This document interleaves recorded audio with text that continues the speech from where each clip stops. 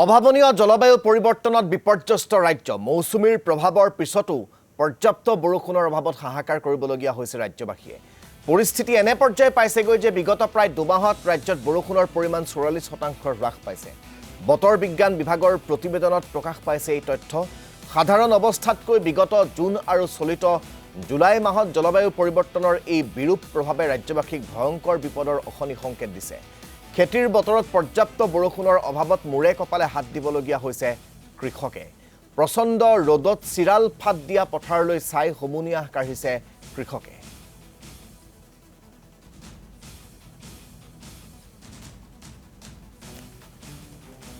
আমি আপোনালোকক দেখুৱাইছোঁ এই পথাৰৰ এই যি দৃশ্য আপোনালোকে দেখিবলৈ পাইছে। এই ভৰ বাৰিষা এইদৰে পথাৰত চিৰাল ফাট মেলাত এতিয়া হাহাকাৰ অৱস্থাৰ সৃষ্টি হৈছে। উজনিৰ বহু জিলাত বানৰ বাবে সমস্যাত পৰিছে কৃষক।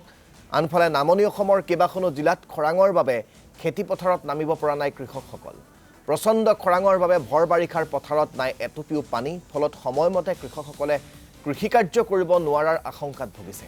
খেতিপথাৰসমূহত জলসিঞ্চনৰ ব্যৱস্থা নথকাৰ বাবেই জটিল পৰিস্থিতিৰ সন্মুখীন হৈছে কৃষকসকল। আমি বিভিন্ন প্ৰান্তৰ পৰিৱেশ আপোনালোকক দেখুৱাইছোঁ। জলসিঞ্চনৰ ব্যৱস্থা নথকাৰ বাবে কেনেকুৱা কি পৰিৱেশৰ সৃষ্টি হৈছে ৰাজ্যৰ বিভিন্ন প্ৰান্তৰ কৃষিভূমিসমূহত, সেই পৰিৱেশ আপোনালোকক দেখুৱাইছোঁ।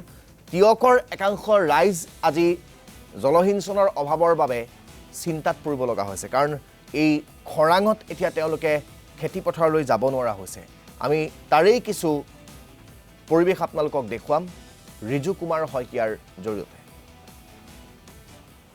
চাওক, ৰাজ্যত এতিয়া খৰাং পৰিস্থিতি এক ভয়াৱহ ৰূপ ধাৰণ কৰিছে আৰু ইতিমধ্যে যি সময়ত আচলতে শাওনৰ এই সময়ত পথাৰত কৃষকে সপোন ৰচাৰ সময়, কৃষকে কঠীয়া ৰোপণ কৰাৰ সময়, সেই সময়ত দেখা গৈছে যে পথাৰসমূহত এতিয়া পানীৰ অভাৱ, আৰু যাৰ বাবে খেতিয়কসকলে তেওঁলোকে নিৰ্দিষ্ট সময়ত তেওঁলোকৰ কৃষিকৰ্ম সমাপন কৰিব পৰা নাই, যাৰ বাবে এতিয়া তেওঁলোক হাঁহুমুনিয়াত ভুগিছে।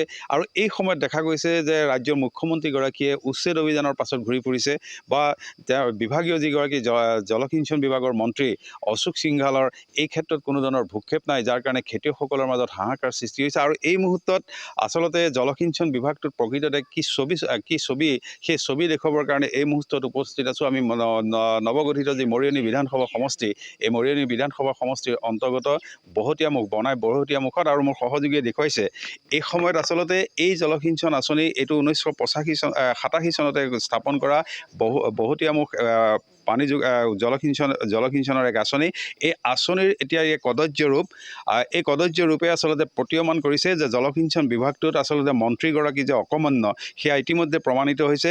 জলসিঞ্চন এই যিটো আঁচনি, এই আঁচনিটো আচলতে বৃহত্তৰ শিমলুগুৰি মৌজাৰ বৃহত্তৰ অঞ্চলক সামৰি এই জলসিঞ্চন প্ৰকল্পটো আছিল, কিন্তু প্ৰকল্পটোৰ প্ৰয়োজনীয় কাৰিকৰী যি যান্ত্ৰিক যি অসুবিধা, সেই অসুবিধাসমূহ দূৰ কৰাৰ ক্ষেত্ৰত এইগৰাকী মন্ত্ৰীয়ে বা এই বিভাগটোৱে কোনো ধৰণৰ পদক্ষেপ গ্ৰহণ নকৰিলে, যাৰ বাবে এই প্ৰকল্পটোৰ কাষতে থকা যিখন পথাৰ, মোৰ সহযোগী যদি সম্ভৱ হয়, এই কাষৰ পথাৰখনতে আচলতে পানীৰ অভাৱ।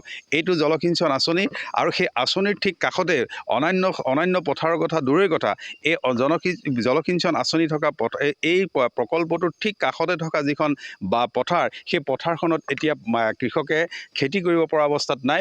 আৰু যি সময়ত আচলতে ৰাজ্য চৰকাৰখনে এই কৃষিভিত্তিক এইখন ৰাজ্যৰ কৃষকসকলৰ উন্নয়নৰ বাবে চৰকাৰখনে ব্যৱস্থা গ্ৰহণ কৰিব লাগিছিল, সেয়া কোনো ধৰণৰ কৰা নহ'ল, যাৰ বাবে এতিয়া কৃষকসকলৰ মাজত হাহাকাৰ পৰিৱেশৰ সূচনা হৈছে।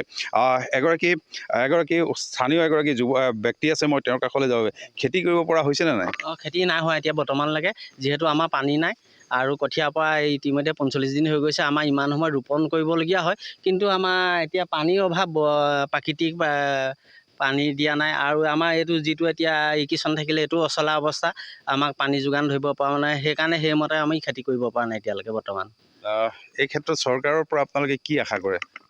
চৰকাৰলৈ মোৰ এটাই বিনম্ৰ অনুৰোধ, যাতে আমাৰ এই ইৰিগেশ্যনটো ইয়াৰ নৈৰ পৰা যিটো পানী উঠায়, এইটো কোনো পৰ্যায়ে তাৰমানে পানী উঠাব নোৱাৰে, যিহেতু পলসে পুতি পেলাই পাইপখিনি। ইয়াক ডিপ টিউবৱেলৰ ব্যৱস্থা কৰি দিলে নিশ্চয় আমাক খেতিয়কসকল উপকৃত হ'ব। হয়, যি সময়ত আচলতে জলসিঞ্চন বিভাগে নতুন নতুন আঁচনি গ্ৰহণ কৰিছে, নতুন নতুন আঁচনি গ্ৰহণৰ যোগেদি কৃষকসকলক উপকৃত কৰিম বুলি কৈছে, সেই সময়ত দেখা গৈছে যিসমূহ আঁচনি আছে সেই আঁচনিসমূহ জৰাজীৰ্ণ ৰূপ ধাৰণ কৰিছে আৰু তাৰ বিপৰীতে দেখা গৈছে যে আপোনালোকে সময়মতে খেতি কৰিব পৰা নাই। কি ক'ব এই ক্ষেত্ৰত? মানে চৰকাৰে এতিয়া কৈ আছে যে মাহেকত মানে বছৰেকত 3বাৰ খেতি কৰিব লাগে। এতিয়া এবাৰ খেতি কৰিবলৈকে দিগদাৰ হৈছে আমাৰ। যিটো ধান খেতি কৰিব লাগে দিগদাৰ হৈছে। দিগদাৰ হৈছে। বেলেগ খেতিটো আমাৰ ইয়াত নাই, অকল ধান খেতিয়ে কৰে। সেই ধান খেতি কৰিবলৈ ধৰিব পৰা নাই। চৰকাৰক অনুৰোধ সেইটোৱে কৰিছোঁ যাতে আমাক এইটো ঠিক কৰি দিয়ে, পানী ধৰি কৰিবৰ কাৰণে, খেতি কৰিবৰ কাৰণে। হয়, যি সময়ত আচলতে চৰকাৰখনে কৈছে যে বছৰটোত খেতিয়কে 3টাকৈ খেতি কৰিব লাগে কৃষিভূমিত, সেই সময়ত আচলতে কৃষিভূমিত 3টাকৈ খেতিটো দূৰেই কথা, যিটো মূল খেতি ধান খেতি, সেই ধান খেতি কৰিব পৰাকৈ এই অঞ্চলৰ ৰাইজৰ পথাৰত এতিয়া পানীৰ অভাৱ। তেনেস্থলত মন্ত্ৰীগৰাকীয়ে হওক বা ৰাজ্য চৰকাৰে যি ঘোষণা কৰে সেয়া আচলতে এক প্ৰহসন। এই যিটো প্ৰকল্প, এই প্ৰকল্পটোৰ চোৱা চিতাৰ দায়িত্বত আছে আপুনি। কিয় কাৰণে বন্ধ হৈ আছে এইটো ইমান দিন? চৰকাৰৰ কাৰণে অফিচৰ কাৰণে বেয়া হৈ আছে। বেয়া হৈ আছে। আপুনি বিভাগক জনাইছে এইবোৰ কথা? আহিয়ে থাকে ন, আহি থাকে, আহি থাকে। কাম মানে ভাল কৰা নাই। নাই নাই এতিয়া কি এই অঞ্চলৰ ৰাইজে পানী পোৱা নাই? নাই পোৱা। কিমান বছৰ বন্ধ হৈ আছে এনেকে? এইটো আজি 17 চন পৰা নাই নাই 17 চনতে বন্ধ হৈছে। হয় নেকি? বহি লিখা আছে। অঁ, এতিয়া এই চোৱা চিতা ইয়াত এমপ্লয়ী কিমান আছে? অকল আছে, বাকী কেৱল নাই। আগত যে আছিলে সেই তেওঁ ৰিটায়াৰ হ'ল নেকি? এতিয়া মানে এমপ্লয়ী নাই।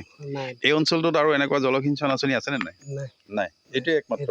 হয়, এইটোৱে একমাত্ৰ জলসিঞ্চন আঁচনি, যিটো আঁচনি আচলতে 1987 চনতে স্থাপন কৰা হৈছিল আৰু বৃহত্তৰ অঞ্চলৰ কৃষক ৰাইজৰ উপকাৰ সাধন হ'ব পৰা। ধন্যবাদ জ্ঞাপন কৰিছোঁ আপোনাক এই মুহূৰ্তত ৰিজু কুমাৰ শইকীয়া।